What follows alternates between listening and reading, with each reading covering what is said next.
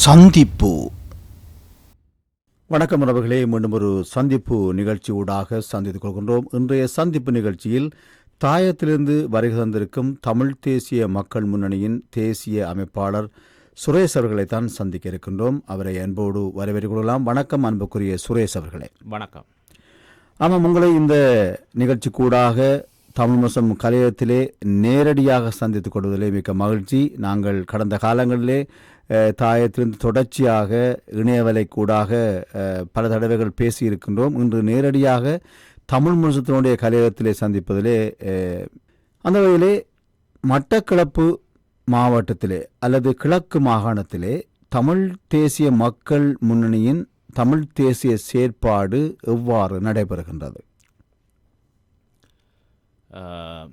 முதலில் இந்த தமிழ் முரசம் வானொலி ஊடாக இந்த தாயக விடயங்களை கேட்டுக்கொண்டிருக்கின்ற அனைத்து என் உறவுகளுக்கும் முதல்லே வணக்கத்தை தெரிவித்துக் கொண்டு, முதல்லே எங்களுடைய தமிழ் தேசிய மக்கள் முன்னணியுடைய செயற்பாடு குறிப்பாக வடக்கு கிழக்கு பூராகவும் ஒரு வீச்சாக இருக்கின்றது என்பதை ஒரு எடுத்துக்காட்டுகின்ற ஒரு செயற்பாடாக அண்மை காலங்களிலே மிக நேர்மையாக நாங்கள் பயணிக்கின்றோம். எங்களுடைய செயற்பாடு எங்களுடைய இனத்தின் விடுதலைக்காக நாங்கள் மிக கச்சிதமாக பல சவால்களையும் தடைகளையும் தாண்டி செயற்படுகின்றோம் என்பதை பறைசாற்றும் விதமாக அண்மை காலமாக எங்களுடைய அமைப்புக்கு எதிராக பல எதிர்ப்புகள் புலத்திலிருந்தும் தளத்திலிருந்தும் எங்களுக்கு ஒரு சில முகவர்களூடாக அந்த எதிர்ப்புகள் வருவதை இட்டு நாங்கள் பெருமிதம் அடைகின்றோம். எந்த விதத்திலும் நாங்கள் இந்த எதிர்ப்புகளை கேள்விக்கு உட்படுத்தாமல் ஒவ்வொருத்தருக்கும் தங்களுடைய கருத்துக்களை கூறுவதற்கு சுதந்திரம் இருக்கின்றது. அந்த அடிப்படையிலே அவர்கள் தங்களுடைய பாணியிலே எங்கள் மீதும் எங்கள் அமைப்பு மீதும் சேறு பூசுகின்ற செயற்பாட்டில் ஈடுபட்டு கொண்டிருக்கின்றார்கள். இதுதான் கடந்த 16 வருடங்களாக 2009க்கு பிறகு தமிழ் தேசிய மக்கள் முன்னணி எதிர்நோக்கி கொண்டிருக்கின்ற சவால்கள் ஏராளம். அதிலும் அண்மை காலமாக எங்களுடைய செயற்பாடை கண்டு அச்சமடைந்து சில தரப்புகள் இந்த வாரான செயற்பாடுகளில் ஈடுபட்டிருக்கின்றார்கள். எங்களை பொறுத்தமட்டில் தமிழ் தேசிய மக்கள் முன்னணி இன்றைக்கு 2009க்கு பிறகு 2009க்கு முன்னதாக எங்களுடைய மக்களுக்காக போராடின எங்களுடைய இயக்கம் தமிழீழ விடுதலை புலிகள் எவ்வாறு எங்கள் மக்களுடைய இன விடுதலைக்காக தங்களுடைய உயிர்களை தியாகம் செய்து பல களங்களை சந்தித்து பல நாடுகளுடன் பல தந்திரவாயங்களுக்கு எதிராக எதிர்நோக்கி இந்த சிங்கள தேசம் தங்களுக்காக தங்களுடைய இனத்தை அழிப்பதற்காக வகுத்த திட்டங்களை முறியடித்து எந்த அளவுக்கு பலமாக நின்றார்களோ அந்த அளவுக்கு எதிர்ப்புகளையும் அவர்கள் சந்தித்திருந்தார்கள். அதே போன்றுதான் இன்றைக்கு நாங்கள் 2009க்கு பிறகு தமிழ் தேசிய மக்கள் முன்னணி மிக பலமாக நாங்கள் எங்களுடைய அரசியல் இலக்கன்றது தமிழ் மக்களுடைய அரசியல் இலக்கன்றது சர்வதேச மட்டத்துக்கு நாங்கள் எந்த அளவுக்கு எடுத்து சொல்லேலுமோ அந்த அளவுக்கு நாங்கள் எங்களுடைய எங்கெங்கெல்லாம் கதவுகளை தட்டையிலுமோ அந்த அளவுக்கு எங்களுடைய வீழ்ச்சி எங்களுடைய செயற்பாடுகள் இருக்கின்றது. அந்த அடிப்படையிலே மதிப்புக்குரிய பாராளுமன்ற உறுப்பினர் திரு கஜேந்திரகுமார் பொன்னம்பலம் தலைமையிலே நாங்கள் எங்களுடைய திட்டங்களை மிக கச்சிதமாக நகர்த்தி வருகின்றோம். அந்த அடிப்படையிலே தமிழர் தாயகத்திலே 8 மாவட்டங்களிலும் எங்களுடைய செயற்பாடு மிகச்சிறப்பாக நடைபெற்று கொண்டிருக்கின்றது. எங்களுக்கு பல சவால்கள் இருக்கின்றது. கடந்த காலங்களிலே நாங்கள் பல தடைகளை தாண்டி வந்திருக்கின்றோம். பல தேர்தல்களிலே முகம் கொடுத்திருக்கின்றோம். பல தேர்தல்களிலே போட்டியிட்டு தோல்வி அடைந்திருக்கின்றோம். அந்த தோல்விகளுக்கு பின்னாலே பல சவால்கள், சதிகள், பல சதி திட்டங்கள், எதிரினுடைய நடவடிக்கைகள் அத்தனையுமே எங்களுக்கு இருந்தது. 2009க்கு முன்னர் எங்களுடைய தமிழீழ விடுதலை புலிகள் இயக்கம் எவ்வாறு அந்த சவால்களை எதிர்நோக்கினதோ அதே மாதிரியான சமவனான அதையும் விட பல வீச்சாக அது எதிர்ப்புகள் நாங்கள் சந்தித்து வந்திருக்கின்றோம். நிச்சயமாக எங்களுடைய முன்னணி நிச்சயமாக எங்களுடைய இன விடுதலைக்காக தொடர்ந்தும் இந்த தடைகளை தாண்டி குரல் கொடுக்கும். அந்த அடிப்படையிலே ஒவ்வொரு மாவட்டத்திலும் நாங்கள் எங்களுடைய செயற்பாட்டாளர்கள் செயற்பட்டு கொண்டிருக்கின்றார்கள். அங்கே இருக்கின்ற செயற்பாட்டாளர்கள் ஒவ்வொருத்தரும் கிராம மட்டங்களிலே எங்களுடைய அரசியல் விடுதலைக்கான தமிழ் தேசம் அதனுடைய இறமை அதனுடைய சுயநிர்ணய உரிமை அங்கீகரிக்கப்படுவதற்கான அந்த யதார்த்தத்தையும் அந்த தத்துவத்தையும் வந்து மிக மிக கச்சிதமாக நகர்த்தி கொண்டிருக்கின்றார்கள். அந்த அடிப்படையிலே மட்டக்களப்பு மாவட்டம் பொறுத்தமட்டில் மட்டக்களப்பு மாவட்டத்தில் இருக்க மக்கள் உங்களுக்கு எல்லாருக்குமே தெரியும், தமிழ் தேசிய விடுதலை போராட்டத்திலே மிகவும் ஒரு முக்கியமான பங்கு வகித்த ஒரு மிகப்பெரிய எண்ணிக்கையான மாவீரர்களை கொண்ட ஒரு மாவட்டங்களிலே ஒன்றாக கருதப்படுகின்றது. எங்கும் செல்வோம் இதிலும் வெல்வோம் என்ற கோஷத்தோடு ஒரு படையணி இருந்தது. அந்த படையணி வந்து மிக வீச்சாக செயற்பட்டது. எங்களுடைய விடுதலை இயக்கத்துக்கு அல்லது எங்களுடைய விடுதலை போராட்டத்துக்கு மிகவும் பல வெற்றிகளை குவித்ததிலே அந்த போராளிகளுடைய பங்களிப்பு இருக்கின்றது. அவ்வாறு தங்களுடைய உயிர்களை தியாகம் செய்து இந்த இனம் வாழ வேணும், எங்களுடைய சந்ததி வாழ வேணும், அந்த தீவிலே சிங்கள மக்களைப் போன்று சம உரிமையோடு எங்கட மக்களும் வாழணுமன்றதுக்காக அவர்களுடைய தியாகங்கள் இருந்தது. அந்த தேசிய உணர்வு, அந்த விடுதலை உணர்வு, கருணா பிள்ளையாண்ட பிளவு ஏற்பட்டது. அவர்கள் கண்ட கனவுகள் மூலம் சிதறடிக்கலாம் என்று கனவு கண்டார்கள். ஆனால் இன்றைக்கு அந்த நிலைமையெல்லாம் மழுங்கடிக்கப்பட்டு தமிழ் தேசியம் நிலைத்து நிற்கின்ற ஒரு மாகாணமாக கிழக்கு மாகாணம், அதுவும் குறிப்பாக மட்டக்களப்பு மாவட்டத்தில் உங்களுக்கு தெரியும், கடந்த பாராளுமன்ற தேர்தலிலே பல்ல எங்களோட மக்களை மடக்குவதற்காக பல்வேறு விதமான உத்திகளை ஒவ்வொரு அரசாங்கமும் கையாண்டு வந்திருக்கின்றது. இப்போ இருக்கின்ற அனுர அரசும் ஒரு விதிவிலக்கல்ல. அவங்களும் எங்களோட மக்களை ஆசாபாசங்களை காட்டி நிதிகளை வழங்கி அவர்களை தங்களோட பக்கம் ஈர்ப்பதற்காக செயற்பட்டிருந்தார்கள். ஆனால் அங்கு ஏற்கனவே அரசு சார்பிலே போட்டியிட்ட பிள்ளையான் போன்றோர் அங்கே ஒரு சில செல்வாக்கு ஒரு சில சலுகைகளையும் வழங்கி ஒரு குறிப்பிட்ட அளவு வாக்குகளை எடுத்திருந்தார்கள். ஆனாலும் தமிழ் தேசியத்தை பொறுத்த மட்டிலே மட்டக்களப்பு மாவட்டம் சென்ற தேர்தலிலே உறுதியாக 3 ஆசனங்களை பெற்றிருக்கின்றது. அது வழங்கப்பட்ட அந்த ஆசனங்கள் அனைத்துமே தமிழ் தேசியத்துக்காக அந்த மக்கள் உறுதியாக நின்றமையினாலேயே அந்த அரசினுடைய திட்டத்தை முறியடிக்க கூடியதாக அந்த மக்கள் இருக்கின்றார்கள்.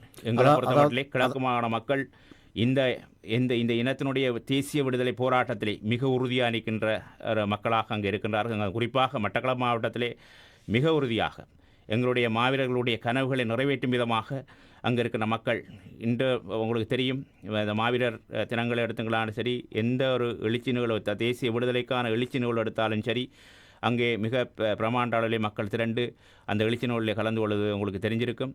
அந்த அடிப்படையிலே தொடர்ச்சியாக வந்து நாங்கள் எங்களுடைய அமைப்பினுள் இருக்கின்ற அங்கத்தவர்களை கொண்டு நாங்கள் தொடர்ச்சியாக அந்த மாவட்டத்திலே பல வேலை திட்டங்களை முன்னெடுத்து வருகின்றோம். மக்களுக்கு தெரியும், தமிழ் தேசிய மக்கள் முன்னணி ஒரு நேர்மையான தரப்பு. இன்றைக்கு இருக்கின்ற ஒரே ஒரு தரப்பண்டு சொன்னால் ஒரு நேர்மையாக மக்களை வழிநடத்துகின்ற தரப்பண்டால் தமிழ் தேசிய மக்கள் முன்னணி தான். அப்படி இருந்தும் எங்களுக்கு பல சவால்கள் இருக்கின்றது. அந்த சவால்களை நாங்கள் எதிர்கொண்டு நிச்சயமாக முறியடிக்க எங்களோட அந்த அமைப்பை வந்து கட்டியெழுப்பி எங்களோட மக்களுக்கான விடுதலை பெற்றுக் கொடுக்கின்ற அந்த பாதையை நாங்கள் சரியான விதத்திலே கொண்டு செல்கின்ற நம்பிக்கை எங்களுக்கு இருக்கின்றது. நிச்சயமாக நீங்கள் குறிப்பிட்டது போன்று நடந்து முடிந்த தேர்தலில் மட்டக்களப்பு மாவட்ட தமிழ் மக்கள் தமிழ் தேசியத்தில் உறுதியாக இருந்தார்கள் என்பதற்கு சான்றாக அமைந்திருக்கின்றது. மற்ற மாவட்டங்களிலே சில குளறுபடிகள் ஆங்காங்கே நடந்துதான் இருக்கின்றது. ஆனால் மட்டக்களப்பு மாவட்டத்தை பொறுத்த மட்டிலே மக்கள் தமிழ் தேசியத்திலே உறுதியாக இருக்கின்றார்கள் என்பதிலே மாற்று கருத்துக்கிடமில்லை. இருந்தபோதும் எமது மக்களை நீங்கள் குறிப்பிட்டது போன்று தொடர்ச்சியாக அவர்களை குழப்பி இந்த தமிழ் தேசியத்திலிருந்து விடுவிப்பதற்கான முயற்சிகள் தொடர்ச்சியாக நடைபெற்று கொண்டுதான் இருக்கின்றது. இந்த முயற்சிகளிலிருந்து மக்களை தொடர்ச்சியாக விடுவித்து தமிழ் தேசியத்தின்பால் அவர்களை கொண்டு செல்வதற்கு தமிழ் தேசிய கட்சிகளுடைய செயற்பாடு என்பது மிக முக்கியமாக இருக்கின்றது. அந்த வகையிலே தமிழ் தேசிய மக்கள் முன்னணியும் தொடர்ச்சியாக தமிழ் தேசிய பணியை அங்கு செய்து வருகின்றது. தொடர்ந்து இந்த நிலப்பறிப்பு எங்களுடைய வடகிழக்கிலே நிலப்பறிப்பு 2009ஆம் ஆண்டுக்கு பிற்பாடு தொடர்ச்சியாக நடைபெற்று வருகின்றது. அங்குலமாக அதாவது மெல்ல கொல்லும் விஷம் போல் எங்களுடைய நிலத்தை அபகரிக்கின்ற வேலைகள் வடகிழக்கிலே நடைபெற்று வருகின்றது. அண்மையிலே தையிட்டி சட்டவிரோத விகாரைக்கு எதிரான போராட்டம் மிகப்பெரிய ஒரு எழுச்சியாக நடைபெற்று முடிந்திருக்கின்றது. அது ஒரு பேசு பொருளாக இன்று உலகத்திலே மாறியிருக்கின்றது. அந்த வகையிலே கிழக்கு மாகாணத்திலே எப்படி இந்த நிலப்பரிப்புகள் நடைபெறுகின்றது, எங்கெங்கெல்லாம் இந்த நிலப்பரிப்புகள் நடைபெறுகின்றது, அங்கும் சட்டவிரோத புத்தவிகாரைகள் கட்டப்படுகின்றதா, அது போன்ற விடயங்களையும் நம்மோடு பகிர்ந்து கொள்ளுங்கள். நிச்சயமாக இலங்கையை பொறுத்த மட்டிலே இலங்கையில் இருக்கின்ற அரசியலமைப்பு என்பது ஒரு ஒற்றையாட்சி அரசியலமைப்பு. இந்த அரசியலமைப்பு அந்த அரசியலமைப்பு அடிப்படையிலே பௌத்தத்துக்கு முன்னுரிமை என்ற அடிப்படையிலே அந்த அரசியலமைப்பு இருக்கின்றது. இந்த அரசியலமைப்பை மாற்றி அமைக்க வேண்டும். அந்த அரசியலமைப்பிலே தமிழர்கள் இந்த இலங்கைத்தீவிலே சிங்கள மக்களை போன்ற ஒரு சம உரிமையோடு வாழக்கூடிய ஒரு தேசிய இனம். அந்த இனத்துக்கான அனைத்து உரிமைகளும் மதிக்கப்பட வேண்டும். அந்த அந்த அம்சங்கள் அதில் உள்ளடக்கப்பட வேண்டும். ஆகவே அந்த ஒற்றையாட்சி அரசியலமைப்பு நிராகரிக்கப்பட்டு அது ஒரு சமஷ்டி கட்டமைப்பாக கொண்டு வரப்பட வேண்டும் என்ற அடிப்படையில் தான் எங்களுடைய தமிழ் தேசிய விடுதலை போராட்டம் நடைபெற்று வந்தது. கடந்த 76 வருடங்களாக அதுக்காகத்தான் எங்களுடைய மக்கள் போராடி வருகின்றார்கள். 1948க்கு பிற்பாடு 3 யாப்புகள் கொண்டு வரப்பட்டிருக்கின்றது. சோல்வரி அரசியல் யாப்பு கொண்டு வரப்பட்டது. அதே போன்று 1972ஆம் ஆண்டு யாப்பு கொண்டு வரப்பட்டது. அதே மாதிரி 1978ஆம் ஆண்டு யாப்பு. இந்த 3 யாப்புகளும் பௌத்தத்துக்கு முன்னுரிமை என்ற அடிப்படையில் தான் அந்த அரசியலமைப்பு கொண்டு வரப்பட்டது. அதனாலேயே தமிழ் தலைவர்கள் அத்தனை பேருமே அந்த அரசியல் யாப்பை எதிர்த்து வந்திருக்கின்றார்கள். காலப்போக்கிலே தமிழ் இளைஞர்கள் யுவதிகள் அந்த ஒற்றையாட்சி அரசியலமைப்புக்கு எதிராகத்தான் ஆயுதத்தை ஏந்தி அவர்கள் போராடி தங்களுடைய உயிர்களை தியாகம் செய்து இன்றைக்கு ஒரு தமிழ் மக்கள் மீது ஒரு இனப்படுகொலை மாபெரும் ஒரு இனப்படுகொலை அரங்கேற்றி இந்த அரசு வந்திருக்கின்றது. அந்த அடிப்படையில் தான் நாங்கள் இந்த விடயத்தை நோக்க வேண்டும். தமிழர்கள் ஒற்றையாட்சி அரசியலமைப்புக்கு எதிராகத்தான் போராடி வந்திருக்கின்றார்கள். இந்த உலக அரங்கில் இருக்கின்ற எங்களுடைய உறவுகள், புலம்பெயர்ந்த உறவுகளாக இருக்கலாம், தமிழ்நாட்டில் இருக்கிற தமிழ் தலைவர்களாக இருக்கலாம், அல்லது எங்களுடைய தளத்தில் இருக்கின்ற எங்களுடைய மக்களாக இருக்கலாம், அத்தனை பேருமே இந்த முதலிலே ஒரு ஆபத்தொன்று நிகழ இருக்கின்றது. திரும்பவும் ஒரு ஆபத்தொன்று நிகழ இருக்கின்றது. குறிப்பாக நல்லாட்சி எனப்படுகின்ற ஒரு ஆட்சி முறைமை, அதாவது மைத்ரிபால சிறிசேன காலத்திலே கொண்டு வரப்பட்டது. அந்த ஆட்சியிலே 2016ஆம் ஆண்டு 2015 தொடக்கம் 19 வரையும் அந்த ஆட்சி நடத்தப்பட்டது. அதில் 2016ஆம் ஆண்டு ஒரு அரசியலமைப்பு பேரவை ஒன்று உருவாக்கப்பட்டு அதிலே ஏக்கிய ராஜ்ய எனப்படுகின்ற ஒற்றையாட்சி அரசியலமைப்பு ஒன்று உருவாக்கப்பட்டிருக்கின்றது. அந்த வரைவு கிடக்கின்றது. அதில் சட்டத்திலே 3 மொழியிலே, அதாவது யூனிட்டரி அல்லது தமிழிலே ஒற்றையாட்சி அல்லது ஏகிய ராஜ்ய, இந்த 3 சொற்பதங்களும் அங்கே பாவிக்கப்பட்டிருக்கு. சட்டத்தில் சொல்லப்பட்டிருக்கு. இதில் ஏதாவது திருத்தங்கள் அல்லது தவறுகள் இருக்குமா இருந்தால் சட்ட ரீதியாக ஏக்கிய ராஜ்யம் என்ற விடயம்தான் ஏற்றுக்கொள்ளப்படும். சிங்கள மொழியில் இருக்கிறது தான் ஏற்றுக்கொள்ளப்படும். அது மிக வெளிப்படையாக தெரியும். அது ஒரு ஒருமித்த நாடு, ஒற்றை ஆட்சி என்ற விடயம்தான் அங்கே ஏற்றுக்கொள்ளப்படும். அந்த அடிப்படையிலே மிக இறுக்கமான ஒரு அரசியல் அமைப்பாக அது வரையப்பட்டிருக்கின்றது. அந்த காலப்பகுதியிலே நாங்கள் அந்த விடயத்தை நாங்கள் தாயகத்தில் இருக்கின்ற சிவில் அமைப்புகளோடையும் மக்களோடையும் இணைஞ்சு அந்த விடயத்தை நாங்கள் அம்பலப்படுத்தி அதுக்கு எதிராக நாங்கள் எழுகதமிழ் எனப்படுகின்ற மக்கள் எழுச்சி போராட்டங்களை வடக்கிலையும் கிழக்கிலையும் செய்து நாங்கள் அதை முறியடித்து அதை கிடப்பிலே போட வைத்தோம்.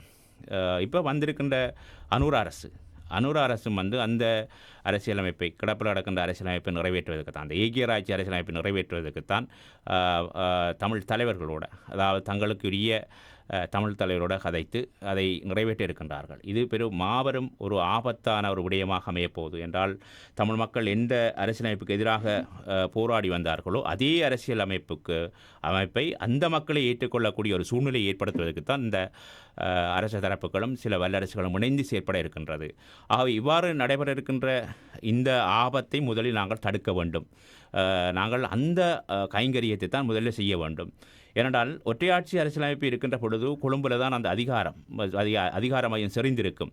ஆகவே சிங்களத்துக்குத்தான் முதலுரிமை, பௌத்தத்துக்குத்தான் முன்னுரிமை என்று சொல்லப்படுகின்றது. ஆகவே அவ்வாறு தெரிந்து கொண்டு நாங்கள் எத்தனை வடக்கு கிழக்கிலே அவர்கள் மிக திட்டமிட்டபடி தமிழ் மக்களுடைய கலை கலாச்சார இடங்களை சிதைப்பதற்காக, தமிழ் மக்களுடைய தொல்லியல் வாழ்விடங்களை பிடிப்பதற்காக அவர்கள் தமிழ் மக்களுடைய வழிபாட்டு தலங்களிலே தொல்லியல் திணைக்களத்தின் ஊடாக அந்த இடங்களை அங்கே தொல்பொருள் இருப்பதாக கூறிக்கொண்டு கொண்டு தமிழ் மக்களுடைய காணிகளை அபகரிப்பு செய்கிறார்கள். அதனைச் சூழ தொல்லியல் திணைக்களம் என்ற கல்லுகளை கொண்டு போடுகின்றார்கள்.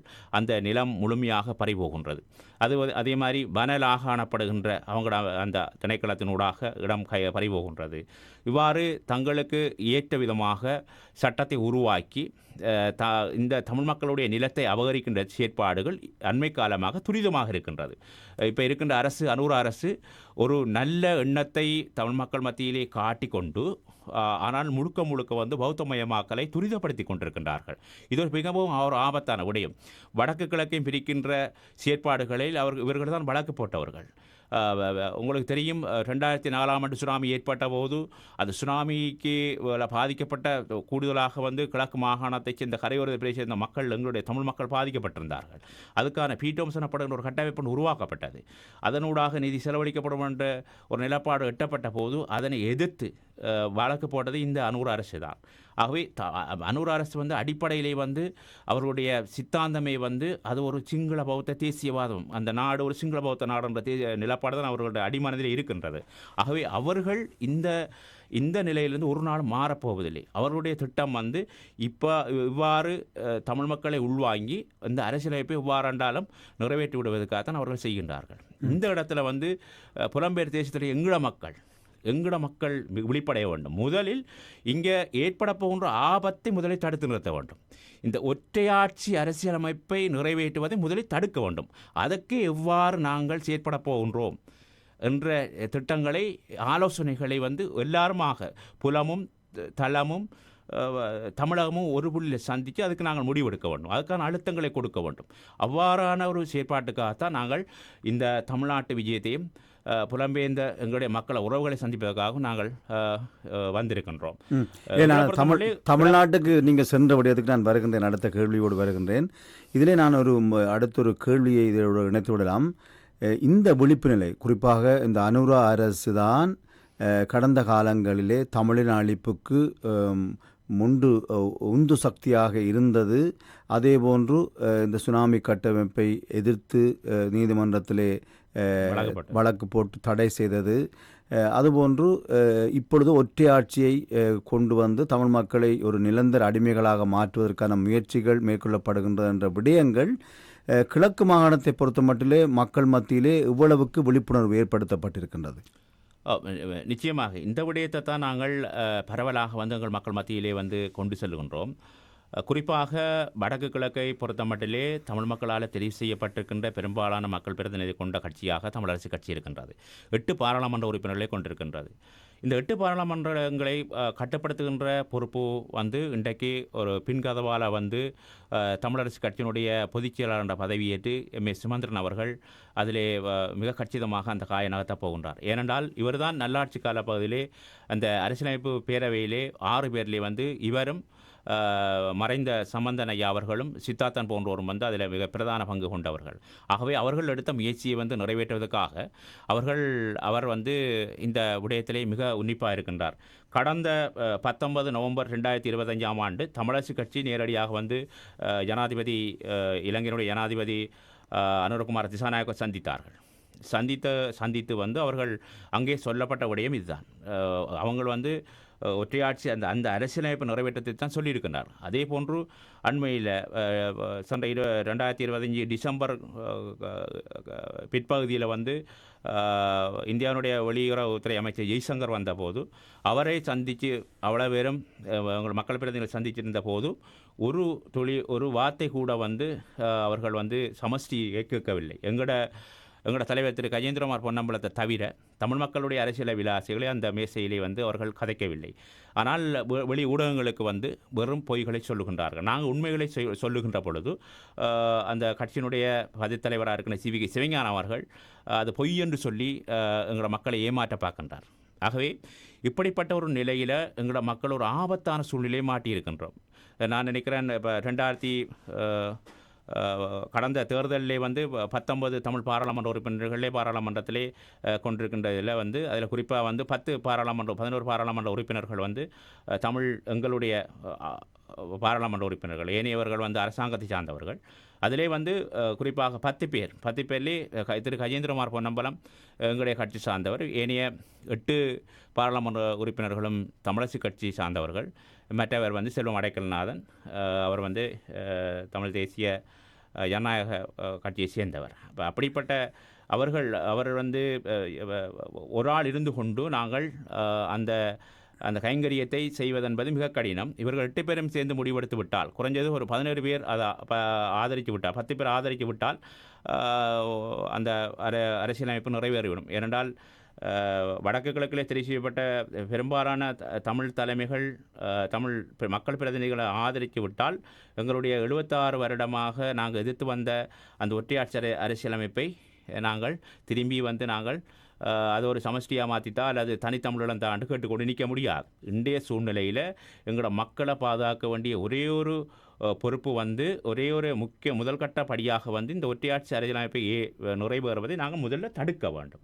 அப்போ தடுக்கிற வேலையை தான் முதல்ல பார்க்கணும். அதுக்கு பிறகு நாங்கள் சமஷ்டியா அல்லது தனித்தமிழமான்ற விடயத்தை நாங்கள் பிறகு பார்க்கலாம். ஆனால் சட்ட ரீதியாக வந்து நாங்கள் செய்ய வேண்டிய காரியத்தை சரியான வழிக்கு நாங்கள் செய்து முடிக்கணும். அதுக்காக தான் நாங்கள் இப்போ சொல்கிறோம் என்னென்றால், இந்த 8 பாராளுமன்ற உறுப்பினர்கள் எங்களுக்கு ஒரு துளி கூட நம்பிக்கை இல்லை. ஏனென்றால் ஜனாதிபதியை சந்தித்திருக்கிறார்கள், இந்தியாவுடைய வெளியுறவுத்துறை அமைச்சரை சந்தித்திருக்கிறார்கள். ஒரு வார்த்தை கூட வந்து சமஷ்டி பற்றி அவர் கதைக்கவில்லை. அது முழுக்க வந்து 13ஆம் திருத்தமும் மாகாண சபை தேர்தலை பற்றி தான் கதைச்சிருக்கிறார்கள் வந்து. ஆகவே இது வந்து எங்களோட மக்களை பெரிய ஒரு ஆபத்தில் கொண்டு முடிக்க போகுது. ஆகவே புலத்தில் இருக்கிற எங்களோட மக்கள் அவங்களுக்கு அழுத்தம் கொடுக்கும் விதமாக இங்கிருந்து நீங்கள் குரல் கொடுக்க வேண்டும். இந்த ஒற்றையாட்சி அரசியலமைப்பை நிறைவேற்றுவதை தடுக்கும் விதமாக நீங்கள் செயற்பட வேண்டும் என்பதுதான் எங்களுடைய இந்த பயணத்தினுடைய மிக முக்கியமான நோக்கமாக இருக்கின்றது. நீங்கள் குறிப்பிட்டது போன்று, அதாவது அங்கு ஒரு பேர் ஆபத்து இருக்கின்றது. அந்த ஆபத்து என்னென்று சொன்னால், எங்களுடைய தமிழ் பாராளுமன்ற உறுப்பினர்களாக தெரிவு செய்யப்பட்டவர்கள் கூடுதலானவர்கள் அடிவரடி அரசியலுக்குள் சிக்கப்பட்டிருக்கின்றார்கள். அங்கே இதை எதிர்த்து கேள்வி கேட்கின்ற ஒரே ஒரு பாராளுமன்ற உறுப்பினராக திருமிகு கஜேந்திரகுமார் பொன்னம்பலம் அவர்கள் தான் இருக்கின்றார். ஆகவே இந்த ஒற்றையாட்சியை இதனுடைய ஆணையை பெறுவதற்கு பாராளுமன்றத்திலே கொண்டு வருகின்ற போது எல்லோரும் இந்த ஒற்றையாட்சிக்கு ஒரு ஆணையை கொடுக்கின்ற நிலை இன்றைய நிலையில் இருக்கின்றது. அதை அங்குள்ள பாராளுமன்றத்திலே நேரடியாக எதிர்க்க முடியாத சூழல் இருக்கின்றது. ஆகவே மக்கள் இதை சரியாக உணர்ந்து இந்த தமிழ் பாராளுமன்ற உறுப்பினர்களுக்கு அழுத்தம் கொடுப்பதற்கான ஒரு முயற்சியாகத்தான் தமிழ் தேசிய மக்கள் முன்னணியுடைய முயற்சி தொடர்ச்சியாக இந்த சந்திப்புகள் கூடாக முன்னெடுக்கப்பட்டு வருகின்றது. அந்த வகையிலே நீங்கள் தமிழகத்துக்கு நீங்களும் சென்றிருக்கின்றீர்கள். அங்கே தமிழ்நாட்டு அரசியல் தலைவர்களை சந்தித்திருக்கின்றீர்கள். அவர்களுடைய நிலைப்பாடு எப்படி இருக்கின்றது உங்களுக்கு தெரியும். இப்பொழுது ஒரு குழப்பம், அது இதற்கும் ஒரு குழப்பம் உருவாக்கப்படுகின்றது. அதாவது தமிழ் தேசிய மக்கள் முன்னணி சரியான பாதையில் செல்லவில்லை, ஒரு பிழையான அரசியல் போக்கை கொண்டு செல்கின்றார்கள். இவர்கள் தமிழீழம் என்ற இலக்கை கைவிட்டுவிட்டு ஒரு பிச்சை எடுக்கின்ற அரசியலை முன்னெடுக்கின்றார்கள் என்ற ஒரு விமர்சனம் முன்வைக்கப்படுகின்றது. இந்த தமிழ்நாட்டு தலைவர்கள் நீங்கள் இப்படியான ஆபத்துக்களை அவர்களுக்கு தெளிவுபடுத்துகின்ற போது அவர்கள் என்ன கருத்துக்களை உங்களோடு பகிர்ந்து கொண்டார்கள்? நிச்சயமாக எங்களுடைய தமிழ்நாட்டு விஜயம் வந்து திரு கஜேந்திரகுமார் பொன்னம்பலம் தலைமையிலான அணியாகத்தான் நாங்கள் சென்றிருந்தோம். அங்கே அந்த தலைவர்களை சந்திக்கின்ற பொழுது அந்த தலைவர்கள் கூறிய விடயங்களை பார்க்கின்ற பொழுது 1980ஆம் ஆண்டிலிருந்து 1986ஆம் ஆண்டு காலப்பகுதியிலே எங்களுடைய இனத்தை தலைமையேற்று வழிநடத்தி இந்த அளவுக்கு தமிழினம் வந்து தலைநிமிந்து நிற்கின்றது என்ற நிலப்பாட்டை காட்டிய எங்களுடைய தேசிய தலைவர் அவருடைய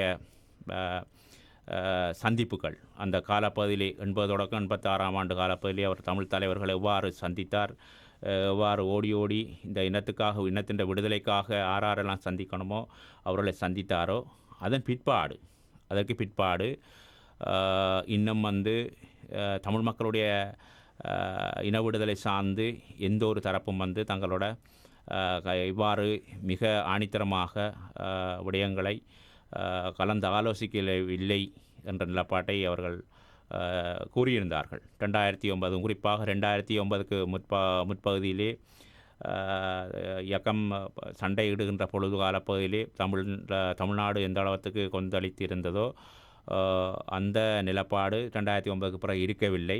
ஆகவே அந்த தமிழ் தலைவர்கள் ஒரு நம்பிக்கையற்று ஒரு சிதறுண்டு வெவ்வேறு கோணங்களில் செயற்பட்டிருந்த நிலையிலே 2009க்கு பிற்பாடு தமிழ் தேசிய மக்கள் முன்னுடைய தலைவர் திரு கஜேந்திரகுமார் அவர்களுடைய சிந்தனையில் அந்த மேற்கொள்ளப்பட்ட சந்திப்புன்றது ஒரு வரலாறாக அமைகின்றது.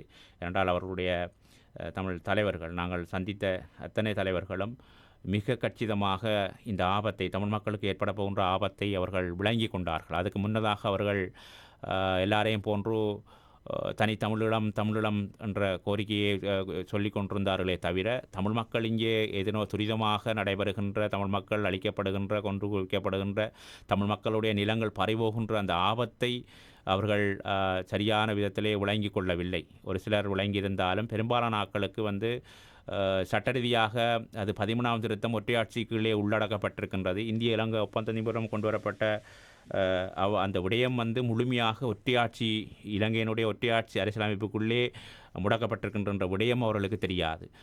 அந்த விடயங்கள் ஒரு சமஷ்டி கட்டமைப்பாக மாற்றப்பட்டிருந்தால் இந்த அளவுக்கு ஆபத்து வந்திருக்காதுன்ற விடயங்கள் பல தலைவர்களாலே பல தலைவர்களாலே அதை விளங்கிக் கொள்ளக்கூடியதாக இருந்தது. எங்களுடைய தலைவர் திரு கஜேந்திரகுமார் பொன்னம்பலம் அவர்கள் மிக தெளிவாக தமிழ்நாட்டினுடைய முதலமைச்சர் மதிப்புக்குரிய மாண்புமிகு ஸ்டாலின் அவர்களுடன் மிக நீண்ட நேரம் உரையாடியிருந்தார். கிட்டத்தட்ட 1.5 மணித்தியாலம் அவர் உரையாடியிருந்தவர். அவர் மிக கச்சிதமாக இந்த விடயங்களை விளங்கி கொண்டிருந்தார். அதே போன்று முக்கியமான தலைவர்களை நாங்கள் சந்தித்திருக்கின்றோம், அவங்களுக்கு நிலைமைகளை விளங்கப்படுத்தியிருக்கின்றோம். அண்மையிலே எங்களுடைய தலைவர் திரு கஜேந்திரகுமார் பொன்னம்பலம் அவர்கள் மத்திய அரசினுடைய பேச்சாளர் மித்தால் அவர்களை சந்தித்த போது அவர் கூறிய அந்த விடயம் தமிழ் மக்களுக்கு இவ்வாறு நடக்கின்றது, தமிழ் மக்களை காப்பாற்ற வேண்டும். ஆகவே தமிழ் மக்களுக்கு இலங்கையினுடைய அரசியலமைப்பு இன்றைக்கு இருக்கிற அரசியலமைப்பு ஒரு தனி கொழும்பிலே செறிவாக்கப்பட்டிருக்கின்ற அதிகாரங்கள் மையம் கொழும்பிலே செறிவாக்கப்பட்ட ஒரு ஒற்றையாட்சி கட்டமைப்பாக இருக்கின்றது. இது இருக்கின்ற வரையிலே தமிழர்களை பாதுகாக்க முடியாது. ஆகவே நீங்கள் ஒரு அழுத்தத்தை கொடுக்க வேணும் என்று கேட்டதுக்கு அமைய அந்த பேச்சாளர் அவருடைய பேச்சாளர் அவர்கள் மித்தால் அவர்கள் கூறிய விடயம் என்னென்று சொன்னால், நீங்கள் தமிழ்நாட்டு தலைவர்களை சந்தித்து அவர்களுக்கு நிலைமையை விளங்கப்படுத்துகின்ற பொழுது தமிழ்நாடு சொன்னால் மத்திய அரசு செவிமடுக்கும் என்ற கோணத்திலே அவர் கதைத்திருந்தார். அதன் பிற்பாடு தான் நாங்கள் இந்த சந்திப்புகளை நாங்கள் செய்திருந்தோம். நிச்சயமாக எங்களுக்கு பெரிய நம்பிக்கை இருக்கின்றது. நாங்கள் சந்தித்த தலைவர்கள் அத்தனை பேருமே மிக கச்சிதமாக இந்த விடயத்தை உள்வாங்கி அவர்கள் தொடர்ந்தும் குரல் கொடுப்பதாகவும் மத்திய அரசுக்கு அழுத்தத்தை கொடுப்பதாகவும் அவர்களுக்கு ஒரு நம்பிக்கை ஊட்டியிருக்கின்றார்கள்.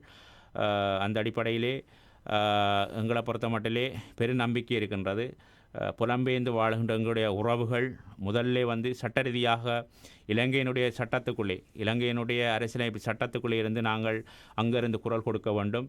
அங்கே அந்த நாட்டில் இருந்து கொண்டு அந்த அரசியலமைப்பினுடைய 6ஆம் திருத்தம் தனித்தமிழீழம் கேட்கறதுக்கு எங்களுக்கு அந்த நாட்டில் இருந்து கொண்டு விடாது. அது நாங்கள் அங்கே 6ஆம் திருத்தத்துக்கு அமையத்தான் அந்த சட்டத்துக்கு அமையத்தான் நாங்கள் அங்கிருந்து கதைக்கலாம். ஆகவே முதல்ல எங்களுடைய நிலத்தை பாதுகாக்க வேணுமாக இருந்தால் நாங்கள் எங்களால் கேட்கக்கூடிய அந்த சமஷ்டி கட்டமைப்பை தான் நாங்கள் கேட்கலாம். அது நிச்சயமாக ஒரு சமஷ்டி கட்டமைப்பாக மாற்றப்படும் பட்சத்தில் எங்களுடைய நிலம் பாதுகாக்கப்படும். நிலம் இருந்தால் தான் நாங்கள் அடுத்தடுத்த கட்டங்களுக்குள்ளே நாங்கள் போகலாம். முதலில் அவ்வாறு எங்களுடைய நிலம் பறிபோகின்ற ஆபத்தை தடுக்க வேணுமாக இருந்தால் அந்த ஒற்றையாட்சி அரசியலமைப்பு எங்களோட மக்களால் ஏற்று கொண்டு அதை ஆதரிக்கக்கூடிய சூழ்நிலை அங்கே இருக்கின்றது. அந்த சூழ்நிலையை எதிர்ப்பதற்காக நீங்கள் அழுத்தங்களை கொடுக்க வேண்டும்.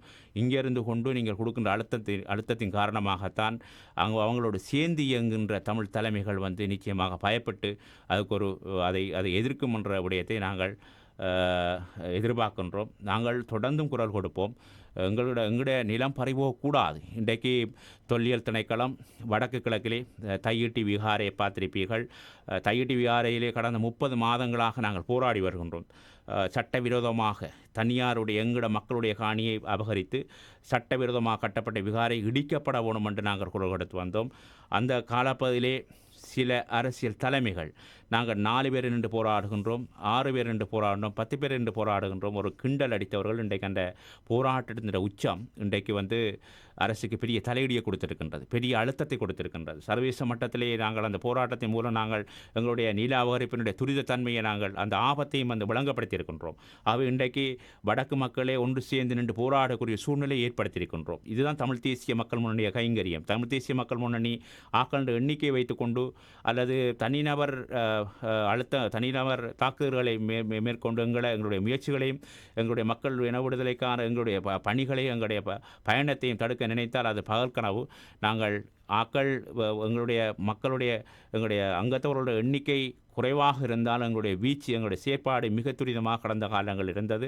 இன்றைக்கு மக்கள் உண்மையை விளங்கி இருக்கின்றார்கள். நிச்சயமாக எதிர்காலத்திலே நாங்கள் ஒரு மிகப்பெரிய அமைப்பாக எங்களுடைய மக்களை பாதுகாக்கக்கூடிய ஒரு மிகப்பெரிய ஒரு அரசியல் கட்டமைப்பாக நிச்சயமாக மாறுவோம். அதுக்கு எங்களுடைய புலமும் எங்களுடைய தமிழ்நாடும் நிச்சயமாக பங்களிப்பு செய்யும். முதலில் எங்களோட மக்களை பாதுகாக்கக்கூடிய அந்த அரசியல் ஒற்றையாட்சி அரசியலமைப்பை எதிர்க்கின்ற செயற்பாட்டிலே முதல் நாங்கள் ஒருங்கிணைஞ்ச அனைவரும் செயற்பட வேணும் என்றதை நான் இந்த வானொலி ஊடாக உங்களுக்கு உரிமையோடு நான் கேட்டுக்கொள்ள விரும்புகின்றேன். இதில் ஒரு முக்கியமான விடயத்தை சொன்னீர்கள். அதாவது நாங்கள் வெளிநாடுகளிலிருந்து தமிழீழத்தை சுலபமாக கேட்டுவிடலாம், அதிலே மாற்று கருத்துக்கு இடமில்லை. ஆனால் தாயத்தில் இருக்கின்ற தமிழ் மக்கள் 6ஆம் திருத்த சட்டத்துக்கு உட்பட்டுத்தான் கருத்துக்களை கூட சொல்ல முடியும். அப்படி இருக்கின்ற சூழலிலே அங்கே எங்களுடைய நிலம் அழிக்கப்படுகின்றது. ஒரு திட்டமிட்ட தமிழின அழிப்பு அங்கு நடைபெற்று கொண்டிருக்கின்றது. எங்களுடைய நிலம் பறிபோகின்றது, பண்பாடு அழிக்கப்படுகின்றது, மொழி அழிக்கப்படுகின்றது, பொருளாதாரம் அழிக்கப்பட்டிருக்கின்றது, ஏற்கனவே தொடர்ந்தும் அழிக்கப்படுகின்றது. இந்த தமிழ் மக்களுடைய நிலங்களுக்குள் பிற இனங்கள் வந்து தமிழ் மக்களுடைய பொருளாதாரத்தை சிதைக்கின்ற வேலைகள் நடைபெறுகின்றது. இப்படி இருக்கின்ற போது எங்களுடைய இந்த வெளிநாடுகளிலிருந்து நாங்கள் தமிழீழத்துக்காக போராடுகின்றோம். ஆனால் எங்களுடைய தமிழீழம் என்ற அந்த இறுதி இலக்கை அடைவதற்கு எங்களுக்கு நீண்ட காலம் போராட வேண்டிய ஒரு தேவை இருக்கின்றது. அதற்குள் எங்களுடைய நிலம் பறிபோய்விடும். நிலம் பறிபோய்விட்டால், எங்களுடைய தமிழ் மண் பறிபோய்விட்டால் நாங்கள் எந்த தீர்வையும் கேட்க முடியாத ஒரு சூழல் ஏற்படும். அதுதான் உண்மை. ஆகவே தமிழ் தேசிய மக்களுடைய நிலைப்பாடு முதலில் எங்களுடைய தமிழ் மண்ணை காப்பாற்ற வேண்டும். அந்த தமிழ் மண்ணை காப்பாற்ற வேண்டுமானால் இந்த ஒற்றையாட்சியை எதிர்க்கின்ற போது அதற்கு தீர்வு என்னவென்று கேட்கின்ற போது அது சமஷ்டியாக அமைகின்றது என்று அதை முன்வைத்து இந்த தீர்வை மற்றவர்களிடம் சொல்லுவதோடு ஒற்றையாட்சியை தடுப்பதற்கான முயற்சிகள் முன்னெடுக்கப்பட்டு வருகின்றது. இந்த சந்திப்பினுடைய நிறைவாக நான் ஒரு விடயத்தை உங்களிடம் கேட்கின்றேன். நீங்கள் ஆசிரியராக நீண்ட காலமாக மட்டக்களப்பிலே பணியாற்றி கொண்டிருக்கின்றீர்கள். அங்கே நீங்கள் இந்த கல்வி சமூகத்திலே எதிர்நோக்கின்ற பிரச்சனைகள் என்னவாக இருக்கின்றது? இன்றைக்கு கல்வியை பொறுத்த மட்டில் இலங்கையினுடைய கல்வி திட்டம் என்பது உண்மையில் நேர் எதிரான ஒரு விடயம். ஏனென்றால் கல்வி திட்டமே பிழை எங்களை பொறுத்தமில்லை. என்றால் பல்கலைக்கழகம் வரைக்கும் இலவச கல்வி என்ற ரீதியில் படிப்பிச்சு போட்டு ஏஎல்ல வந்து ஒரு பயோசயின்ஸோ அல்லது ஒரு மேத்ஸை கணித பிரிவிலே படிக்கின்றவர்கள் வந்து பல்கலைக்கழகம் சென்று அவர்களுடைய பட்டத்தை முடித்த பிற்பாடு அவர்கள் ஒரு பிஎஸ்சி கிராஜுவேட்டாகவோ அல்லது ஃபிசிக்கல் சயின்ஸில் ஒரு பிஎஸ்சி கிராஜுவேட்டாகவோ அல்லது பயோ சயின்ஸில் ஒரு கிராஜுவேட்டாக போய் அங்கே அவர்கள் ஆங்கிலம் பட்டதாரியாக நியமிக்கப்படுகின்றார்கள். ஆகவே அவர்களுடைய அந்த படிப்புக்கும் அவர்கள் படிப்பிக்கின்ற அந்த பாடவிதானத்துக்கும் விதமான சம்பந்தம் இல்லை, வெறும் மொழி மட்டும்தான். ஆகவே அவ்வாறு ஒரு பிகாம் முடித்த பட்டதாரி ஆங்கிலம் படிப்பிக்க வேண்டியிருக்கின்றது. அப்படியான ஒரு நியமனங்கள் அங்கே காணப்படுகின்றது. ஆக அடிப்படையிலே வந்து கல்வியை பொறுத்த மட்டிலே அந்த கொள்கையில் மாற்றப்பட வேண்டும். அதைவிட மிக முக்கியமான ஒரு விடயம் வரலாறு மாற்றப்படுகின்ற வரலாறு திரிவுபடுத்தல் நடக்கின்றது. இப்போ இலங்கையை பொறுத்த மட்டும் தமிழ் மக்களுடைய தாயகத்திலே இருக்கின்ற வரலாறுகள், உண்மையான வரலாறுகள் சிதைக்கப்பட்டு அங்கே வந்து வரலாறு என்ற போர்வையிலே சிங்கள மன்னர்களுடைய பெயர்களையும் சிங்கள மொழிக்கான முன்னுரிமையும் அதனுடைய தொன்மையும் புகுத்துகின்ற ஒரு நிலப்பாடு காணப்படுகின்றது. அண்மையில் கூட இப்போ வந்திருக்கின்ற அரசனுடைய பிரதமர் கர்ணி அமரசூரி அவர்கள் கல்வியிலே ஒரு புதிய திருத்தத்தை கொண்டு வருவதற்காக அவருடைய நடவடிக்கைகள் மிக துரிதமாக இருக்கின்றது. அங்கே பார்க்க போனால் முழுக்க வந்து தமிழ் மக்களுடைய வரலாறு சிதைக்கப்பட்டு சிங்களத்தினுடைய பௌத்த மதத்தினுடைய முக்கியத்துவம் கூடுதலாக புனையப்பட்டு அங்கே ஒரு திரிவுபடுத்தல் நடைபெற்று கொண்டிருக்கின்றது. ஆகவே தமிழர்களுடைய வரலாற்றை மறந்து சிங்கள எதிர்கால சந்ததியினர் வந்து சிங்கள தலைவர்கள் தான் இந்த நாட்டையும் சிங்கள கலாச்சாரம் தான் இங்கே முன்னுரிமை என்ற அடிப்படையிலே மாணவர் எதிர்கால சந்ததியினர் கற்கக்கூடிய ஒரு ஆபத்தான சூழ்நிலை காணப்படுகின்றது. அதை விட மேலாக வந்து கல்வியை பொறுத்த மட்டிலே வந்து வடக்கு கிழக்கு யுத்தத்தால் பாதிக்கப்பட்டிருக்கின்ற எங்களுடைய தாயக தேசம் முழுமையாக பாதிக்கப்பட்டிருக்கின்றது.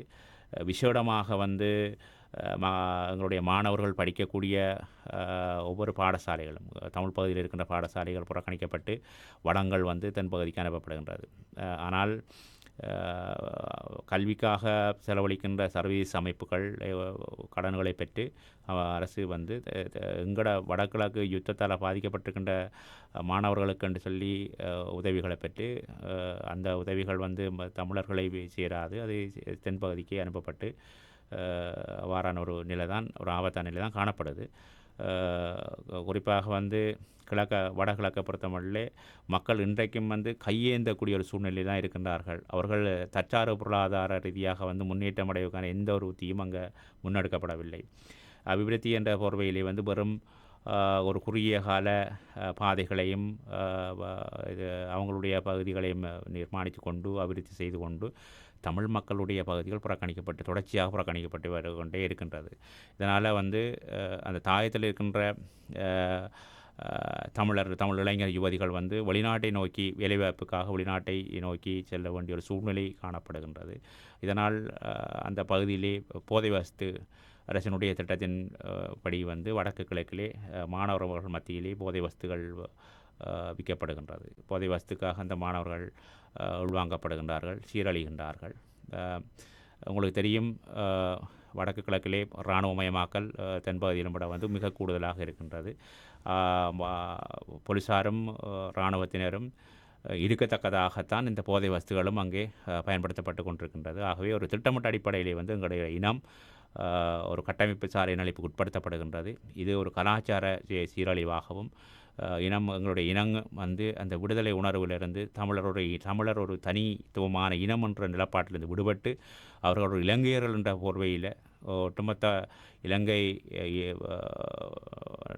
இலங்கையர்கள் என்ற போர்வையில் தான் இனி செயற்பட வேணும் என்ற தோரணையில் தான் இன்றிருக்கின்ற அரசாங்கம் கச்சிதமாக செயற்பட்டு வருகின்றது. கடந்த காலங்களிலிருந்து அரசும் இதைத்தான் செய்தது, இப்போ இருக்கின்ற அரசும் இதைத்தான் செய்ய போகின்றது. ஆகவே எங்களுடைய மக்கள் இந்த ஆபத்தை இதனோக்க விளங்கி கொள்ள வேண்டும். எதிர்காலத்திலே எங்களுடைய மண்ணையும் எங்களுடைய மக்களையும் பாதுகாக்க வேண்டுமாக இருந்தால் நாங்கள் சரியான வழிநடத்தல்களை, சரியான ஆலோசனைகளை, சரியான தலைமைத்துவங்களை எங்களுடைய மண்ணில் உருவாக்காவிட்டால் மிக வேகமாக நாங்கள் இரண்டரை கலப்போம். அதாவது இலங்கையிலே ஒரு தமிழர்கள் என்ற ஒரு அடையாளமே இல்லாமல் போகின்ற ஒரு ஆபத்தான சூழ்நிலை காணப்படுகின்றது. அதாவது கடந்த காலத்திலும் ஆண்ட அரசுகள் இதைத்தான் செய்தார்கள் சொன்னீர்கள். ஆனால் இப்போது இருக்கின்ற அனுரா அரசு இன்னும் ஆபத்தாக இருக்கின்றது. காரணம், அனுரா அரசினுடைய பாராளுமன்ற உறுப்பினர்களாக இருக்கின்றவர்கள் தமிழ் தேசியம் பேசுகின்றார்கள். அதன் தமிழ் தேசியம் பேசி தமிழ் மக்களை அழிக்கின்ற வேலைகளை செய்கின்றார்கள். தமிழ் தேசியம் என்கின்ற போது எங்களுடைய தேசிய தலைவருக்கு பாட்டு வெளியிட்டிருக்கின்றார்கள். அதுபோன்று தேசிய நிகழ்வுகளுக்கு தங்களுடைய கருத்துக்களை தெரிவிக்கின்றார்கள். இதெல்லாம் தெரிவித்து கொண்டு எங்களுடைய தமிழ் மண் அழிக்கப்படுவதற்கு உடந்தையாக இருக்கின்றார்கள். இது ஒரு ஏமாற்று வேலை. இந்த அரசியல் என்பது மிகவும் ஒரு ஆபத்தான அரசியல். இதுவரையும் ஆண்ட ஸ்ரீலங்காவினுடைய அரசுகளை விட இந்த அரசு என்பது இன்னும் ஒரு ஆபத்தான அரசாக இருக்குது. காரணம், இதுவரை ஆண்டவர்கள் இனவாதத்தை நேரடியாக, நீங்கள் குறிப்பிட்டதும் நேரடியாக இனவாதத்தை வெளிப்படுத்தினார்கள். ஆனால் இவர்கள் நல்லிணக்கம் என்ற போர்வையிலே எங்களுடைய மக்களை ஒரு புற்றுநோய் மாதிரி இப்பொழுது அரித்து கொண்டிருக்கின்றார்கள். இது ஒரு பேராபத்தாக மாறப்போகின்றது. நாங்கள் அதற்கு முன்பாக விழிப்படைய வேண்டிய தேவை இருக்கின்றது என்பதை தான் குறிப்பிட்டிருக்கின்றீர்கள். இன்னொரு விடயம், அதாவது நோர்வேயிலே நடைபெற்ற மக்கள் சந்திப்பிலே உங்களை காண முடியவில்லை. அதுக்கு என்ன காரணம்? இப்போது மற்ற நாடுகளுக்கு செல்ல போகின்றீர்கள். நோர்வேயில் நடைபெற்ற சந்திப்புகளே உங்களை காண முடியவில்லை. கிழக்கு மாகாணத்தினுடைய பிரதிநிதியாக இருக்கின்றீர்கள். அதுக்கு என்ன காரணம் இங்கு வராததற்கு? நிச்சயமாக இதில் நிறைய விடயங்கள் நான் கதைக்க வேண்டும். ஆனால் உங்களுடைய நேரம் மிக குறுகியதாக இருக்கிறதால சுருக்கமாக என்னுடைய கருத்தை முடிக்கின்றேன். உண்மையில் நான் இந்தியா சென்று வந்த பின்னர் எனக்கு கொஞ்சம் சுகையினமாக இருந்தது. என்றால் அங்கே உணவு எனக்கு சரியான விதத்தில் ஏற்றுக்கொள்ளவில்லை. அதால் கடந்த 30ஆம் தேதி வர வேண்டிய நான் உடனே சுகையினம் காரணமாக கொஞ்சம் என்னுடைய வருகையை தாமதித்திருந்தேன். இதில் குறிப்பாக நான் இதில் பலர் நான் வராதுக்கான பல காரணங்கள் கேட்கப்பட்டிருந்ததாக கூறியிருந்தார்கள். நிச்சயமாக 2009 பேரழிவு இனஅழிப்பு யுத்தம் ஒன்று பாரிய அழிவு ஒன்று ஏற்பட்டது.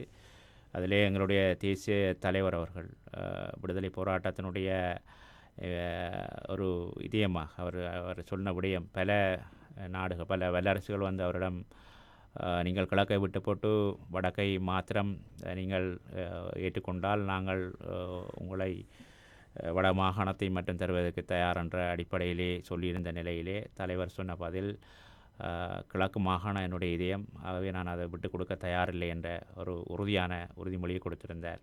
ஆகவே எங்களுடைய தேச விடுதலை போராட்டத்தின் தலைமைத்துவம் வடக்கு கிழக்கையும் 2 கண்களாகத்தான் பார்த்தது. ஆகவே எங்கள் போராட்ட காலப்பகுதியிலே கர்ணா எழுப்பின அந்த பிரதேசவாதத்துக்கு நாங்கள் முற்றுப்புள்ளி வைக்க வேண்டும். அப்போ அந்த அடிப்படையில் எங்களுடைய செயற்பாடுகள், எங்களுடைய மக்கள் மிக ஆர்வமாக இருக்கின்றார்கள். எங்களுடைய தலைவர் மீது இருக்கின்ற மதிப்பு மரியாதை, அந்த இன விடுதலைக்கு எங்களுடைய மாவீரர்கள் செய்ய தியாகங்கள் அத்தனையுமே எங்களுடைய மக்கள் மிக ஆர்வமாக இருக்கின்றார். உங்களுக்கு தெரியும், அங்கே கிழக்குமான போராளிகள் பற்றியும் உங்களுக்கு தெரியும். இந்த வானொலி ஊடாக பலர் கேட்டு கொண்டிருப்பார்கள். அந்த அடிப்படையில் தான் நான் ஒரு விடயத்தை இங்கே கூற தவறிவிட்டேன். அது என்ன என்றால், மட்டக்களப்பில் நீலாவாரிப்பு இன்றைக்கு தையிட்டி இங்கே இருக்கிற மாதிரி அங்கே மயிலத்தன மாதவனை, பெரிய மாதவனை அபகரிக்கின்ற செயற்பாடு மிக கச்சிதமாக நடைபெற்று வந்தது. அதில் கிட்டத்தட்ட 10,000 ஏக்கர் காணிகளை ஏறாவூர்பட்டி பிரதேச சபைக்கு உட்பட்ட பிரிய மாதவனை, மயிலத்தனமடு காணிகள், மேச்சத்தரை, அந்த மேச்சத்தரை எங்களுடைய சித்தாண்டி, சந்திவழி, முரக்கட்டாஞ்சியனை, வந்தாரமூலையை சேர்ந்த பண்ணையாளர்கள், அந்த மிகப்பெரிய பொருளாதாரம் அவர்களுடைய பண்ணை மாடுகளை வளர்த்து அதிலே மிகப்பெரிய பொருளாதாரத்தை நம்பித்தான் அந்த மாவட்டமே இருந்தது. அப்படிப்பட்ட மக்கள் கிட்டத்தட்ட 3 லட்சம் மாடுகள் அந்த மேய்ச்சத்தரையிலே மேய்க்கப்பட்டு அவர்கள் பொருளாதாரத்தை ஈட்டிக் கொண்டிருந்தார்கள்.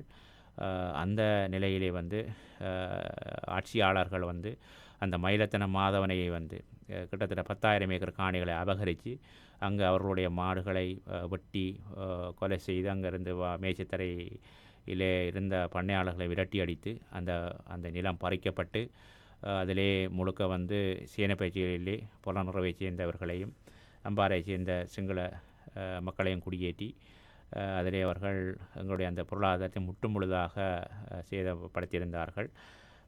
அந்த காலப்பகுதியிலே கிழக்கு மாகாணத்திலே புள்ளியான் எனப்படுகின்ற ஒரு காட்டி கொடுப்பாளர் இருந்தார், உங்களுக்கு தெரியும். அவர் அந்த அரசியலே அங்கம் வகிச்சிருந்தார், அவர் அமைச்சராக இருந்தவர். அவர்களுடைய துணை, அதே போன்று வியாழேந்திரன் போன்றோருடைய செயற்பாடு மற்றும் தமிழரசு கட்சியை சேர்ந்த ஒரு சிலருடைய செயற்பாட்டின் காரணமாக ஒரு அரசியல் பின்னணி ஒன்று அங்கே பண்ணையாளர்களுக்குள்ளே நிகழ்ந்து இன்றைக்கு அந்த விடயத்தை சர்வதேச அரங்கிலே கொண்டு வருவதற்கு அவர்கள் முட்டுக்கட்டையாக இருந்தார்கள். நாங்கள் அந்த தமிழ் தேசிய மக்கள் முன்னணி அந்த விடயத்தை பண்ணையாரோட கதைச்சி பிற போராட்டங்களை நாங்கள் நடத்தியிருந்தோம். அப்படி இருந்தும் கூட அதுக்குள்ளே இந்த தரப்புகள் பிள்ளையான் தரவழி புகுந்து அதுக்குள்ளே பண்ணையாளர்கள் ஒரு சிலரை தான் பயப்படுத்தி அரசோடு கதைச்சி மகாஓயாவினுடைய வலதுகரை பகுதியாக முற்றுமுழுதாக சிங்கள குடியேற்றங்களை செய்வதற்கான வேலை திட்டங்களை தான் அவர்கள் கச்சிதமாக செய்ய முற்பட்டார்கள். அந்த இடத்துல மட்டக்களப்பு மாவட்டத்தின் பாராளுமன்ற உறுப்பினர்களோ எந்த பாராளுமன்ற உறுப்பினர்களோ அந்த அந்த இடத்துக்கு மயிலத்தன மாதவனை அந்த பறிக்கப்பட்ட இடத்துக்குள்ளே போக முடியாத சூழ்நிலையை ஏற்படுத்தியிருந்தார்கள். நான் அந்த காலப்பகுதியிலே நான் உடனடியாக வந்து மதிப்புக்குரிய கஜேந்திரமார் பொன்னம்பலம் அவர்களையும் செல்வராஜா கஜேந்திரன் அவர்கள் 2 பேருமே பாராளுமன்ற உறுப்பினராக இருந்தார்கள். அவர்களை அழைத்து இந்த பிரச்சனையை சொல்லி நான் அந்த இடத்துக்கு நாங்கள் போயிருந்தோம். அப்போது உங்களுக்கு தெரியும், மட்டக்களப்பு மாவட்டத்தில் மிகவும் அடாவடித்தனத்தில் ஈடுபட்டு கொண்டிருக்கின்ற அம்பிட்டிய தேரன் எனப்படுகின்ற ஒரு பிக்கு வந்து மிகவும் ஒரு அட்டகாசம் காட்ட வழிகிட்டு இருந்தார். அங்கே நாங்கள் மாதவனைக்கு செல்லுகின்ற பொழுது அங்கே போலீஸாருடைய உடந்தைகளோட இராணுவத்தில் குவிக்கப்பட்டு அந்த எல்லைக்குள்ளே போக முடியாத சூழ்நிலையை ஏற்படுத்தியிருந்தார்கள். அப்போது அந்த இடத்திலிருந்தே நாங்கள் திரு கஜேந்திரமார் பொன்னம்பலம் அவர்கள் ஜனாதிபதியினுடைய செயலாளர் அவர்களுக்கு நிலைமையை வழங்கப்படுத்தியிருந்தார். நீங்கள் அனுமதி போகலாம் என்று சொன்னீர்கள், ஆனால் இங்கே போக முடியாமல் இருக்குன்னு சொல்லி அந்த நிலைமையை வழங்கப்படுத்தி அன்றைக்கு நாங்கள் அந்த பிரச்சனையை நாங்கள் பல இடங்களுக்கு அறிவித்து அன்றைக்குத்தான் நாங்கள் அந்த பிரச்சனையை பூதாகரமாக்கியிருந்தோம். அதன் பிற்பாடு தான் மயிலத்தன மாதவன பிரச்சனைகள் வந்து ஒரு சர்வதேசமயப்படுத்தப்பட்ட பிரச்சனையாக மாறியிருந்தது. அப்படிப்பட்ட ஒரு நிலையிலே நான் சொல்ல வந்த விடயம் என்னென்றால், எங்களுக்கு வடக்கு கிழக்கை பொறுத்தமல்ல எந்த பிரதேசவாதமும் அங்கே இல்லை. மக்கள் மத்தியில் பிரதேசவாத சிந்தனை அங்கே இல்லை. ஒரு சிலர் தங்களுடைய நலனுக்காக இந்த பிரதேசவாதத்தை கையில் எடுத்து திரிந்தார்களே தவிர இன்றைக்கு அவர்கள் அந்த விடயங்களை உணர்வாளர் நாங்கள் நம்புகிறோம். ஆனால் எங்களுடைய மக்கள் மிக உறுதியாக இருக்கின்றார்கள். தமிழ் தேச விடுதலைக்காக அவர்கள் தினமும் ஏங்கி கொண்டிருக்கின்றார்கள். ஆகவே நாங்கள் வடகிழக்கு இணைந்த எங்களோட மக்கள் எங்களோட நிலம் கிடைக்கும் வரைக்கும், எங்களோட மண் போய் இருக்கின்ற மண் கிடைக்கும் வரைக்கும் தொடர்ந்தும் வந்து நாங்கள் எங்களோட மக்களை ஒருங்கிணைத்து அங்கே இருக்கின்ற முஸ்லீம் மக்கள், உங்களுக்கு தெரியும் முஸ்லீம்கள் வந்து கிழக்கு மாகாணத்திலே செறிந்து வாழுகின்றார்கள். இயக்கம் இருக்கின்ற காலப்பகுதியிலே அம்பாறையிலே மிகவும் உன்னதமாக எங்களுடைய மக்களோட ஒருங்கிணைந்து வாழ்ந்தார்கள். ஒரு சில இனவாத அரசியல்வாதிகள் இருக்கின்றார்கள், இல்லையென்றில்லை. அதாவுல்லா கிஸ்புல்லா போன்றோர் வந்து அவர்களுக்கு கையில் எடுத்த வீச்சுக்கெல்லாம் இனவாதத்தான் பேசுவார்கள்.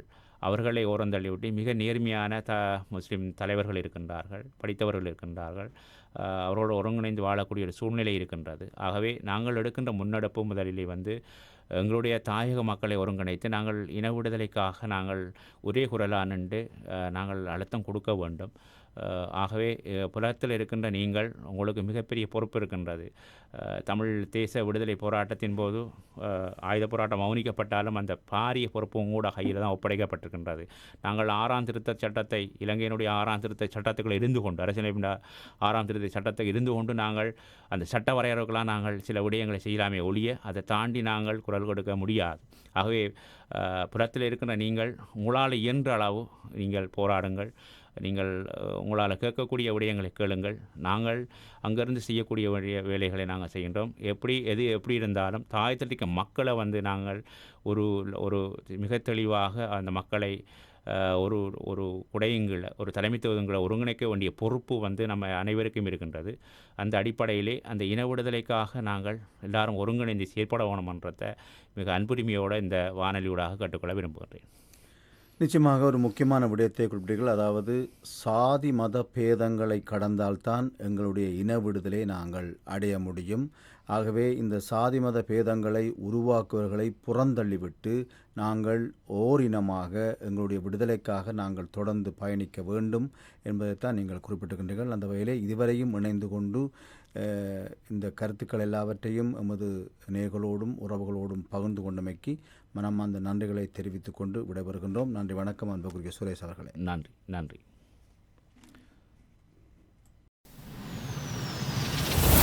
சந்திப்பு.